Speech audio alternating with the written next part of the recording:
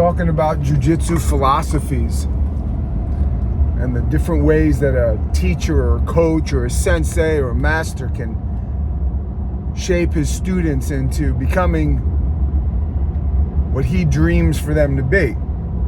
My father told me years ago, I was boxing in the Golden Gloves, and my father said, "Son, you know, it's time to quit fighting when you get as much joy from your students' victories as you do your own." That always resonated with me. I always remembered that. And now as a coach, and not really fighting as much, well, not fighting much at all anymore, a little too old to scrap with the hands and a little too old to do tournaments every weekend like I used to when I was first coming up. But it does remind me of the different teachers that I've had, and there's two that stuck out, two that have been most pivotal in my development. And I want to tell you, both of them were really good teachers, but one of them is a legend, and the other one's well known. And the legend, he had 3 words that he used to always say. And the one that's well known also had 3 words that he always used to say to me. Very interesting the way this thing has played out, the way it's developed in my heart, and how I want to always project it to my students, because I find myself with both mentalities rising to the surface like cream rises to the top.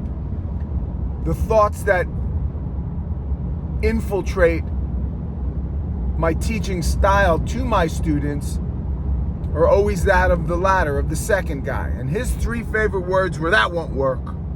That won't work." He always used to say to me with his thick Brazilian accent, "This don't work. This don't work." And I used to try to be creative as a blue belt, even a white belt. We try to make up our own positions because jiu-jitsu affords you that creativity. And I used to make something up or try to do something, and he said, "This don't work. Don't do this. This don't work." And yet the other guy, he would always say to me in his less thick Brazilian accent, "Show me this. Show me this." And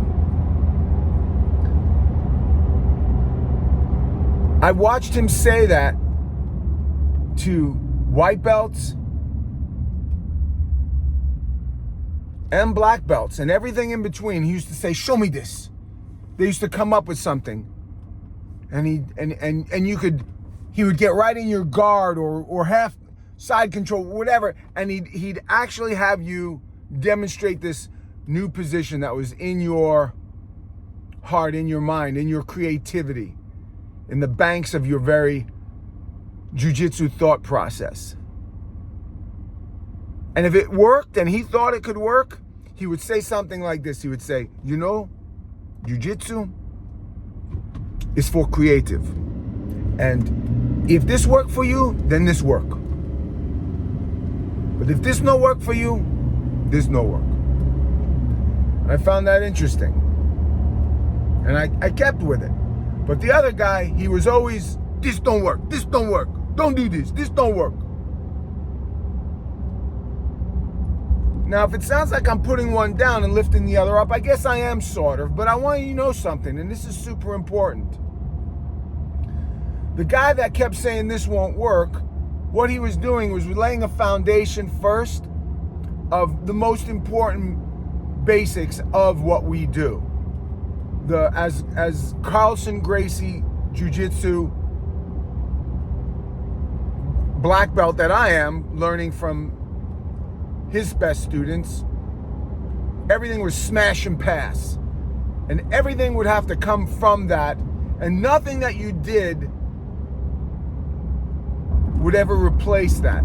You'd always add to it. Smash and pass, 100 kilos, double unders, just smash. And this style of pressure was so great. When I rolled with some of my teachers, I would literally be tapped out because of the pressure, because of that constant fear of being smothered.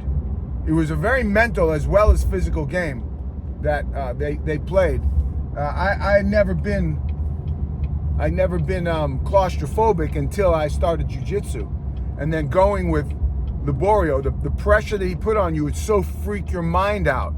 You'd think you were stuck and you were never going to get out, and your brain would fall into this crazy hole and just get off. You'd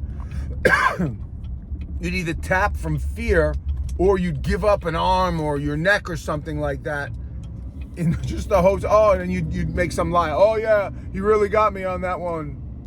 But now looking back, the truth is that I was just afraid, and now I have that same ability to do to my students or guys that I roll with when I could sense them about to start to panic, and you crush them from a mount and you put your chest in their face and you start to suffocate them. And then, oh, you got me. Yeah. And the white belts love to tell you, oh, here's what happened. But you know what happened. I had a Bible teacher who used to always say, you can't break the rules until the rules have first broken you.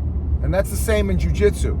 You don't want to break those rules. So I understood why that second teacher would always say, don't do this, this won't work. But he never came off that.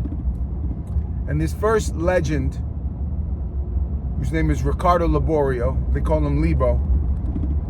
To this day, if I say, hey, if I get to spend some time with him, I say, I had this thing from half guard that show me this.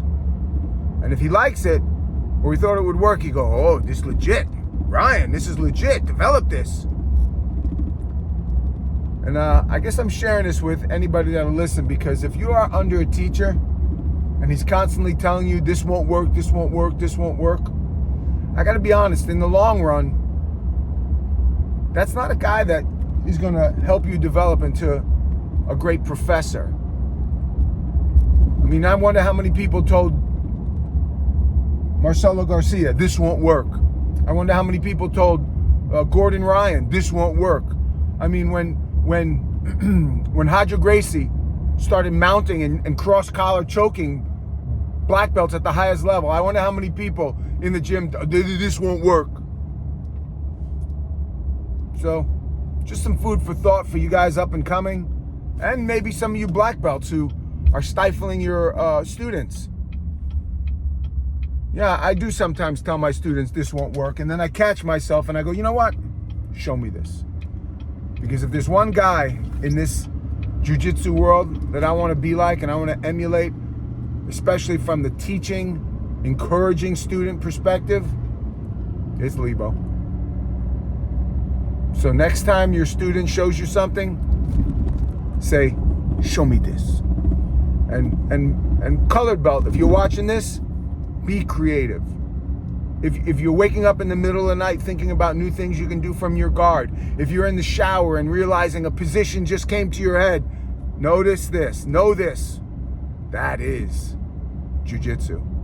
And it's in your head, and it's in your heart, and it's in your blood. Oos.